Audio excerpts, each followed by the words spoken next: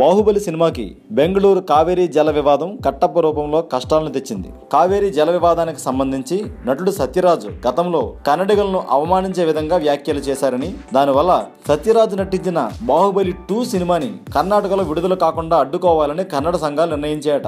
వెంటనే సత్యరాజ్ క్షమాపణలు చెప్పాలని డిమాండ్ చేస్తూ ఈ నెల 28న బెంగళూరులో బంద్ నిర్వహిస్తామని కన్నడ సంఘాల సమాఖ్య సంచాలకుడు వాటాల్ నాగరాజు ప్రకటించారు. క్షమాపణ చెప్పకపోతే సత్యరాజ్ నటించిన బాహుబలి చిత్ర ప్రదర్శనని అడ్డుకుంటామని హెచ్చరించారు. అయితే బాహుబలి సినిమా విడుదల నేపథ్యంలో ఈ ఆందోళనకు శ్రీకారం చుడుతున్నట్లు ఆయన వివరించారు. అదే రోజు బెంగళూరు పురభవన్ నుండి వేలాది మంది స్వతంత్ర ఉద్యానవనం వరకు భారీ ప్రదర్శన చేపడతారంట.